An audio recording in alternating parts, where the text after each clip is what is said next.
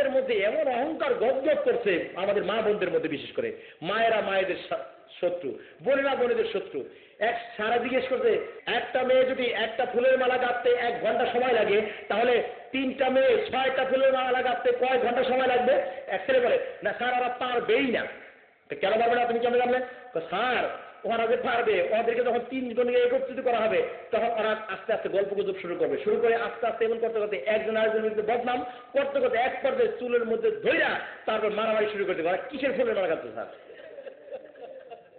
আজকে আমাদের সমাজের চালচিত্র দেখুন, একজন মহিলা আরেকজন মহিলার শত্রু। আজকে যদি শাশুড়ি নিজের মেয়ের মতো তার পুত্রবধূকে মনে করত, তাহলে সমাজে কখনো এই বিশৃঙ্খলা দেখা দিত না।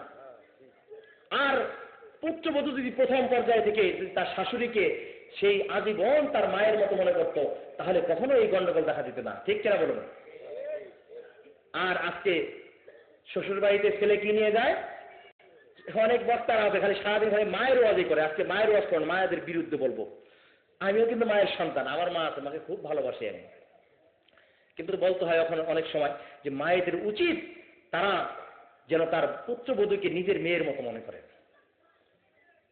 আর মেয়েদের উচিত তারা যেন তার শাশুড়িকে তার মায়ের মতো মনে করেন। তবে আর কোনো বিশৃঙ্খলা দেখা দেয় না, আর কোনো সমস্যাই হয় না। ছেলে যখন বিয়ে করবে, বিয়ে করার সাথে সাথে মা তার ছেলেকে চোখে চোখে রাখা শুরু করে। ছেলে শ্বশুর বাড়িতে কি দেয় কি দিয়ে আসে খবর রাখে। যদি ছোট বাচ্চা থাকে, বাচ্চার কাছে জিজ্ঞেস করে, তোমার আব্বু তোমার নানু বাড়িতে কি নিয়ে গিয়েছিল? তাই আব্বু বড় বড় বোয়াল মাছ নিয়ে, বাচ্চারা ওই বানায় বানায় আর কি, দাদু যারা খুব ভালো আদর করে বড় বড় কিছু বলে, তোমার আব্বু মিষ্টি নিয়ে গেছিল, হ্যাঁ বলে না। শাশুড়ি এভাবে জিজ্ঞেস করতে থাকে, বোর বাপের বাড়ির কাহিনী জিজ্ঞেস করতে থাকে বাচ্চার কাছে, নাতির কাছে, যে তোমার নানু বাড়ি তারপর কি হলো, তারপরে কি করলো, এই সমস্ত কাহিনী জিজ্ঞেস করতে থাকে। মা বোনেরা মায়েদেরকে বলছি, সাবধান, এইগুলা জিজ্ঞেস করে বাচ্চাদেরকে জিজ্ঞেস করে শাশুড়িরা কখনো পুত্রবধূদের উপর খেপে যাবেন না। তারা একটু চিন্তা করবেন, আমার ছেলে যখন নাকি বিয়ে করেছে, তখন তার উপরে ওয়াজিব হয়ে গেছে তার শ্বশুর বাড়িতে তার বউকে মাঝে মাঝে নিয়ে বেড়াতে দেওয়া, তার বউকে সুযোগ দেওয়া, তার স্ত্রীকে তার অধিকার দেওয়া। মাঝে মাঝে তার শ্বশুর বাড়িতে বেড়াতে যাবে, যাওয়ার সময় বলে দিবেন, দেখুন আমার কথা লক্ষ্য করে দেখুন, যে আপনি দেখেন না, কয়েকদিন চেষ্টা করে দেখেন না, আপনার ছেলেকে বলবেন, বাবাজি শোনো, আমার বাড়ি হচ্ছে তোমার জন্মস্থান, আমি তোমার মা, আমি তোমাকে পেটে ধরেছি, আমি তোমাকে ছোটবেলা থেকে লালন পালন করেছি। তুমি যদি আমার বাড়িতে কমলা আপেল না নিয়ে আসো, কোনো কিছু করার না, কোনো সমস্যা নাই, কেউ তোমাকে স্মরণ দিবে না, কিন্তু শ্বশুর বাড়িতে কখনো খালি হাতে যাবে না। এই কথা আপনার ছেলের বলেই দেখেন না, দেখবেন আপনার ছেলের মহব্বত আপনার প্রতি আরো 100 গুণ বেড়ে গেছে। বলি সুবহানাল্লাহ, আপনার পুত্রবধূর মহব্বত আপনার প্রতি আরো 100 গুণ বেড়ে গেছে। আজকে শাশুড়িরা মনে করে জামাইটা আমার মেয়েরা দিচ্ছি, জামাইটা হয়েছে আমার। হ্যাঁ, আমি যেভাবে বলবো শুনে, বউ মনে করে স্বামী একমাত্র আমার স্বামীকে আমি যাই করবো তা শুনবো। যদি তুমি এইভাবে মা আম্মা জান, তুমি যদি এইভাবে তোমার পুত্রবধূর কাছে যেতে চাও, তোমার পুত্রবধূ তোমাকে আল্লাহর কসম করে বলছে তোমাকে নিজের মায়ের চেয়ে বেশি মহব্বত করবে। আর যদি তুমি এইভাবে নিজের ছেলেকে সন্দেহ করো, নিজের বউকে সন্দেহ করো, আল্লাহর কসম করে বলছি জীবনে ওই সংসারে শান্তি আসবে না, সংসারের মধ্যে ফাটল শুরু হয়ে যাবে, সংসারের ধ্বংসলীলা শুরু হয়ে যাবে। এইভাবে আমাদের সমাজকে যদি আমরা করতে চাই, বধূকে মনে করতে হবে যে সে আমার মা, আর শাশুড়িকে মনে করতে হবে সে আমার একমাত্র আম্মা জান। এটাই আমার আসল ঠিকানা, এটাই হচ্ছে আমার আসল ঠিকানা, এটাই আমার মৌ, এখানে আমার বউ হয়ে এসেছি, এখান থেকে লাশ হয়ে আমি বেরিয়ে যাবো। এই কথা চিন্তা করতে হবে। যদি এটা চিন্তা করতাম, তাহলে আজকে সমাজে কোনো সমস্যাই হতো না। আজকে স্ত্রীকে দেখা যায়, বউকে দেখা যায় স্বামীর সাথে এক বালিশে শুয়ে বালিশ মন্তর দেয়, তুমি কামাও কয় টাকা? 10,000 টাকা।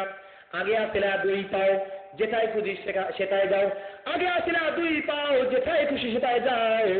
এখনো হয়েছে 4 পাও। আগে হিসাব কিতাব দিয়ে যাও, কদিন পরে হবে 6 পাও, তখন বাচ্চা বলবে আব্বা আমারে নিয়ে যাও।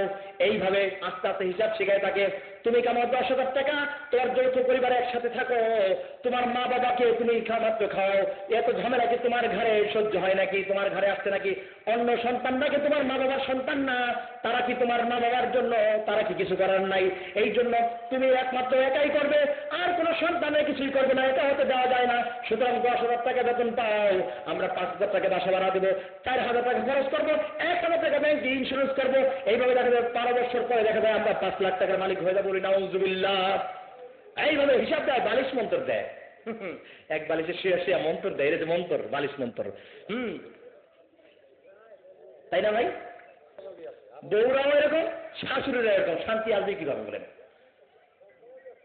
আর যদি বউ কয়েকজন হয় বাড়িতে, যেই বউর বাপের বাড়িতে টাকা পয়সা বেশি, ওই বউয়ের প্রশংসায় ষষ্ঠ সপ্তম অষ্টম মুখ, পঞ্চমুখ না, পঞ্চমুখ পার হয়ে যায় আর কি। হায় হ্যাঁ, আমার বউ তো চাঁদের টুকরা, হ্যাঁ, স্বর্ণের চাকা, এরকম করে বলে। পাশের বাড়িতে গল্প করে আমার বউটা না, ওখান থেকে সমস্ত বিবিসির খবর শুরু হয় মহিলাদের দিয়ে। আমি কিন্তু এইভাবেই শুনি সাধারণত, আমি শুনি মহিলাদের দিয়ে।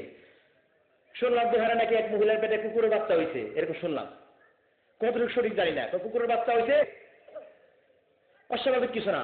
সন্তান যখন পেটে নিয়ে, আমার মা বোনেরা যখন সন্তান পেটে নিয়ে কুকুরের বাচ্চার কাহিনী দেখবে, কুকুরের কাহিনী দেখবে, আর কুকুরকে আদর করবে, আল্লাহ রাসূল বলেছেন ওই ঘরে ততক্ষণ পর্যন্ত রহমত প্রবেশ করে না যতক্ষণ ওই ঘরের মধ্যে ছবি বা কুকুর থাকে। যে ঘরে কুকুর থাকে আর ছবি থাকবে, প্রাণীর ছবি থাকবে, ওই ঘরে তখন রহমত প্রবেশ করবে না, রহমতের ফেরেশতা প্রবেশ করবে না। কে বলছেন ভাই? আল্লাহ রাসূল বলছেন। আজকে জামার মধ্যে ছবি, প্যান্টের মধ্যে ছবি, প্যান্টের মধ্যে ড্রাগনের ছবি থাকে না, নাইট নায়কের ছবি থাকে না, প্যান্টের মধ্যে ছবি, জামার মধ্যে ছবি, ঘরের মধ্যে ছবি, বারান্দার মধ্যে ছবি। এক বাড়িতে ওয়াজ করতে গেছি, ওই বাড়িতে নামাজ পড়বো বারান্দায়, দেখি তো ঘরের মধ্যে পারিবারিক ছবি টাঙানো এইভাবে। আমি বললাম ভাই ছবিগুলো নামান তাড়াতাড়ি, কারণ হুজুর ছবি তো আপনি দেখেন, আপনিও ছবি দেখেন। তাই বললাম ভাই আপনি তো কত বড় খারাপ মোরাক্কাবে জাহেল, আপনি আল্লাহ রাসূলের একটা হাদিসকে লঙ্ঘন করছেন, আবার বড় বড় কথা বলছেন মিয়া।